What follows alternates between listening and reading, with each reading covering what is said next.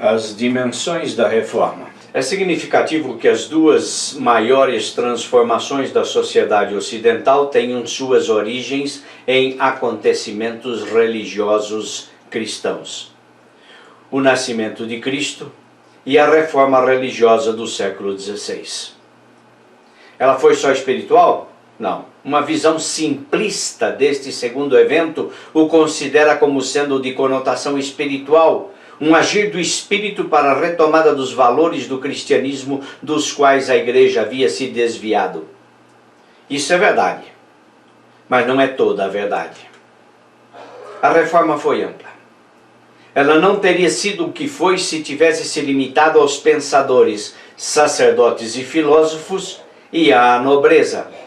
Ela teve impacto porque teve apoio e amplo apoio popular. Isso se deveu mais por razões políticas que por convicções religiosas. A sociedade era feudal, baseada nos direitos da nobreza e deveres da plebe. Os pobres tinham chances nulas de reverter sua situação pela obtenção de salários mais justos, pagamento de menos impostos ou acesso à propriedade. O poder político da Igreja abalado. Lutero, ao atacar o poder papal de decretar indulgências, perdão de pecados que eram vendidos para financiar a pompa papal e a construção da Catedral de São Pedro, Lutero também atacou o poder de excomunhão, que era o instrumento político usado pelo Vaticano para submeter a população e a nobreza, mantendo assim o Estado feudal que tanto lhe interessava. Reformou as estruturas sociais. Desde cedo o povo percebeu que as teses de Lutero eram revolucionárias. Elas podiam reverter o quadro social, político e econômico em que viviam.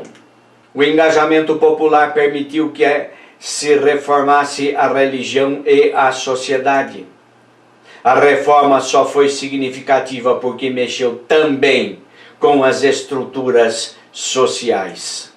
As propostas de reforma social que se deram partiram não de formulações filosóficas ou econômicas, mas do compromisso em obedecer ao princípio reformado de sola escritura.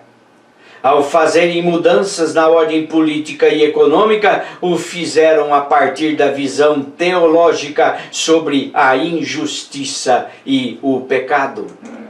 Os reformadores tiveram a visão direcionada ao passado. Estavam interessados em descobrir no Novo Testamento as origens do cristianismo, influenciados pelo humanismo renascentista que acreditava que a verdade estava nas origens. O retorno ao passado implicou em grande risco para a Igreja Católica, porque o cristianismo nas suas origens não validava a estrutura, a pompa e muito do que a Igreja tinha e fazia. Ela abalava os pilares da estrutura social e religiosa. O perigo era real.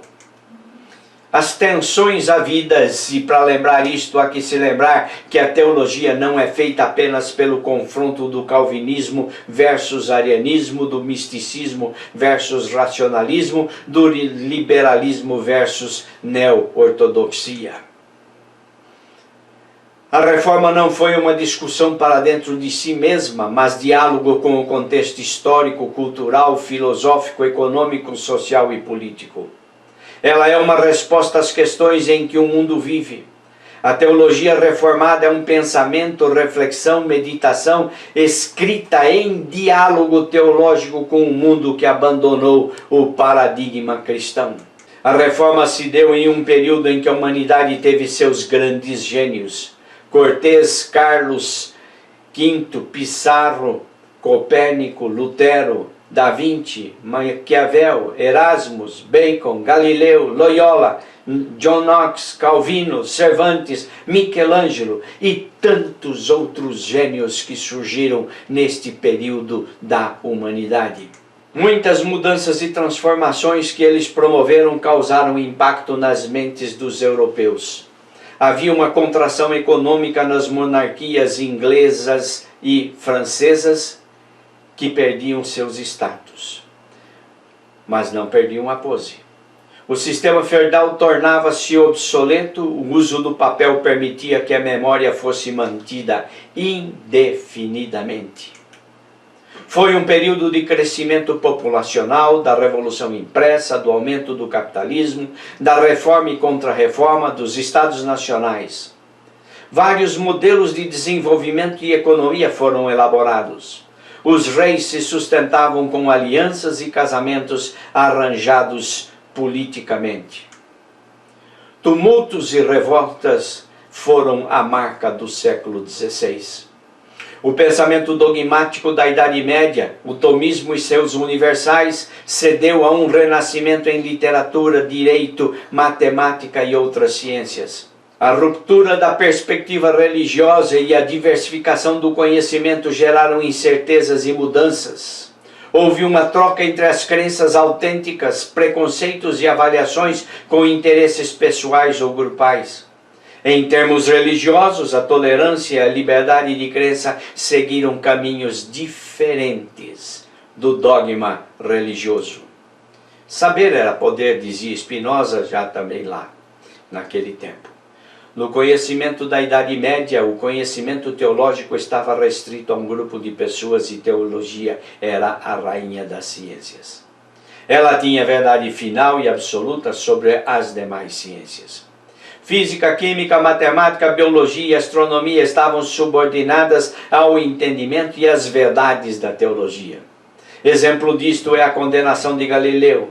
A igreja tinha os mais instruídos entre a população e o que lhe dava certo status de dona da verdade. A supremacia da verdade religiosa sobre as demais ciências era preservada e incentivada pelo saber teológico que estava restrito a uma classe. Os teólogos estavam, quase todos, enclausurados em mosteiros e conventos, dedicados a uma vida ascética e voltada à meditação e à relação com o transcendente. O fato de terem a possibilidade de ficar exclusivamente dedicados ao estudo, meditação e comunhão com Deus, lhes dava a aura de superioridade. E, como forma de preservar este status, as escrituras sagradas só podiam ser acessadas pelos iniciados. E deste saber restrito, especial e mistérico, a Igreja Imperial se beneficiava para manter o Sacro Império. O saber era restrito e se mantinha restrito sob o argumento de que, se caísse nas mãos de incautos e iletrados, poderia ser corrompida a mensagem. O saber era restrito e se mantinha restrito sob o argumento de que, se caísse nas mãos de incautos e iletrados, poderia ser corrompida a mensagem. No fundo, era o medo de que o saber teológico se espalhasse e outros também detivessem o saber que conferia poder. Dimensionar a reforma somente ao campo religioso é reducionismo e ingenuidade. Acreditar que a reforma começou com o milagre da revelação de Deus a Lutero é crendice. A reforma foi um fato entre muitos que aconteceram em uma das épocas mais geniais da história da humanidade, que foi o renascimento humanista do século XVI.